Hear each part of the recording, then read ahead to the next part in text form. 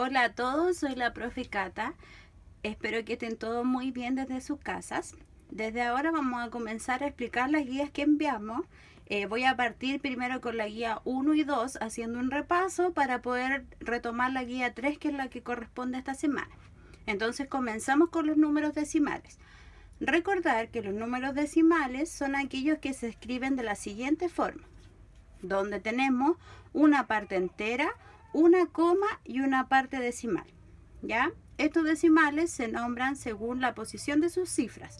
O sea, si yo tengo la coma, en la parte entera voy a tener la unidad, la decena, la centena y así sucesivamente. Y acá voy a tener la décima, la centésima, la milésima, ¿cierto? Si yo tengo un número, por ejemplo, 1,43, este número se nombra un entero 43 centésimos porque la última cifra termina en la centésima.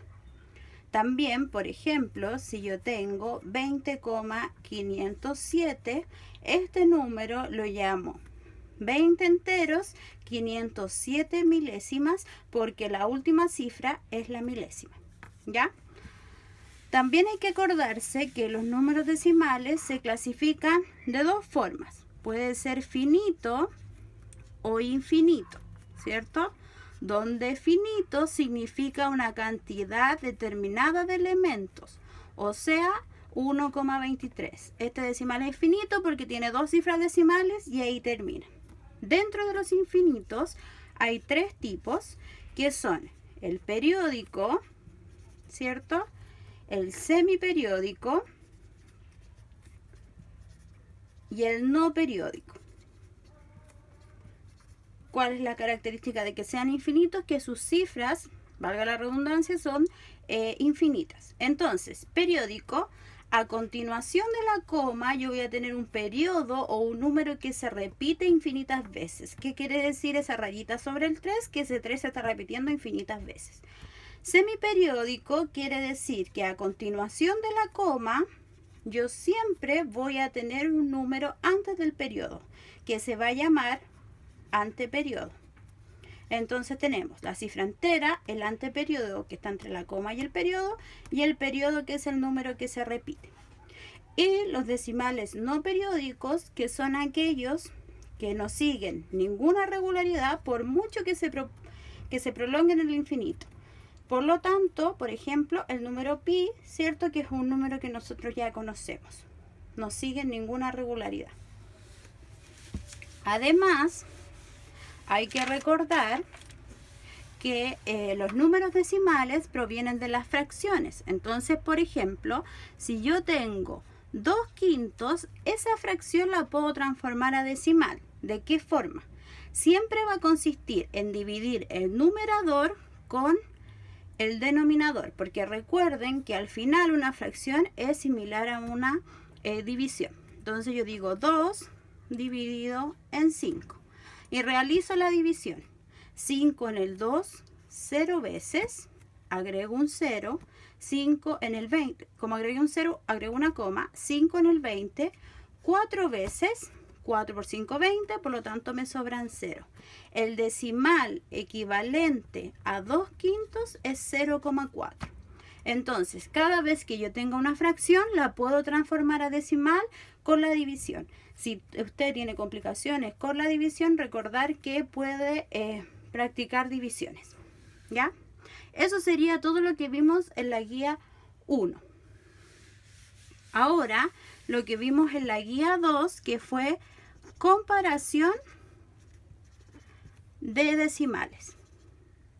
Acordarse que los decimales los podemos ordenar y por lo tanto comparar cuál es mayor, menor o si son iguales. Si yo les pido, por ejemplo, ordenar de mayor a menor los siguientes decimales, voy a tener, por ejemplo, 2,34, 20,34, perdón, 20,3, pero el 4 periódico, 20,3 y 2,3 periódico. Les pido que ordenen esos 3 decimales. Recordar, como lo hicimos en clase, esto es una forma de hacerlo que no es necesario, pero yo lo hago para ordenarme, que los coloco todos juntos, ¿cierto? Ay, aquí me equivoqué. Son 20,3 periódicos. Entonces me queda de esa forma. Lo primero que tengo que cuidar, ¿cierto?, es verificar que todos tengan ojalá la misma cantidad. Si comparo la parte entera, son todas iguales, por lo tanto me tengo que ir a la décima. Si comparo la décima, son todas iguales, ¿cierto? Por lo tanto, ahora hago lo siguiente. Voy a dejar todos con 2 cifras, de modo que sea más sencillo visualizarlo. Entonces, 20,34, 20,3, pero el 4 periódico, 20,3. Recordar que cuando no tengo una cifra al siguiente, tengo un 0 que está, pero que no es significativo. Yo puedo agregar infinitos ceros, si es que así lo necesita, siempre y cuando sea después de la última cifra decimal. Y acá tengo 20,3 periódicos, eso quiere decir que el 3 se está repitiendo infinitas veces. Comparo. La décima son todos iguales, por lo tanto me voy a la centésima. En la centésima necesito de mayor a menor, por lo tanto sé que dentro de estos está el mayor, ¿sí? Pero siguen siendo igual, por lo tanto voy a agregar una cifra siguiente. La cifra que le sigue a este, como aquí termina el decimal, es un 0. La cifra que le sigue a este, por ser periódico, es un 4. Por lo tanto, el número mayor es este que está acá. Este es el primer número. Por lo tanto, tengo 20,34 periódicos. Después, ese es el mayor, ¿cierto? El número que le sigue va a ser este que está acá. Por lo tanto, tengo el 20,34. Después me fijo, el mayor es 20,33 y el siguiente 20,3. Perdón, este es 20,3 periódico. Y ahí los ordené de mayor a menor. En la recta numérica, recuerden que yo puedo ubicar los números. Por ejemplo, si me piden que yo ubique en la recta numérica el número 0,4, recordar, yo dibujo la recta. Lo primero que tengo que ver entre qué números está el 0,4 con una cifra menos. Entonces borro el 4 y digo, está entre el 0 y el 1.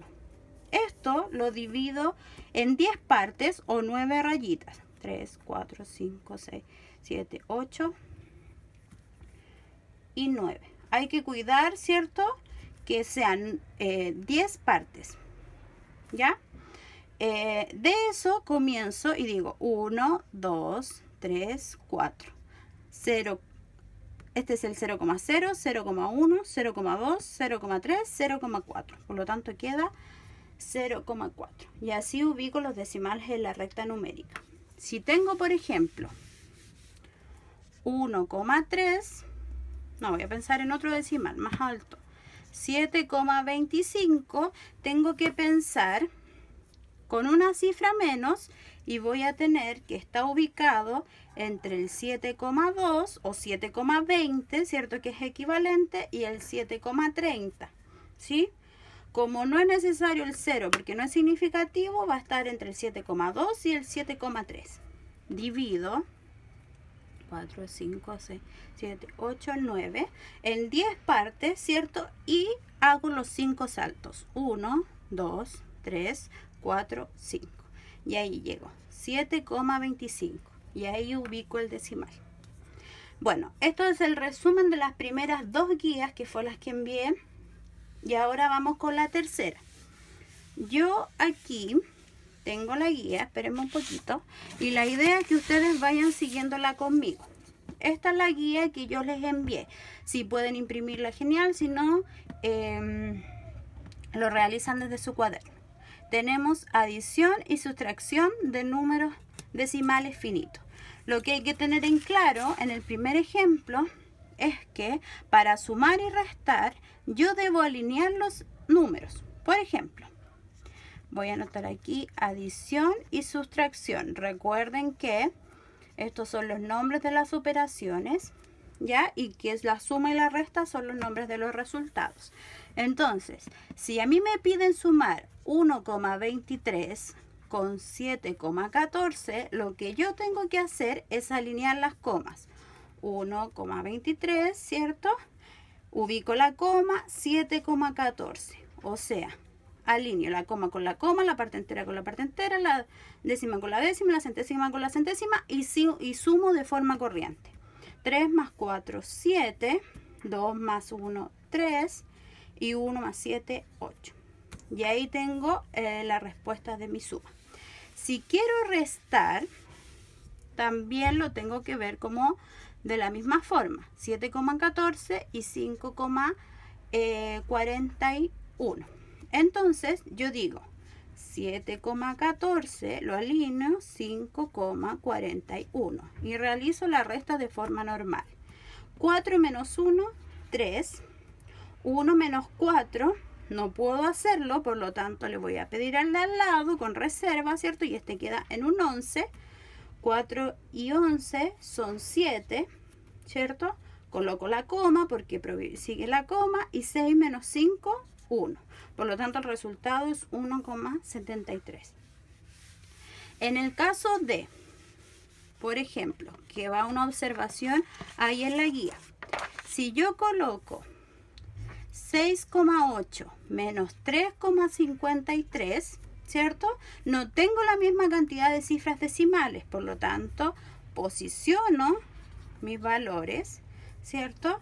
Y aquí no tengo con qué décima, con qué centésima comparar.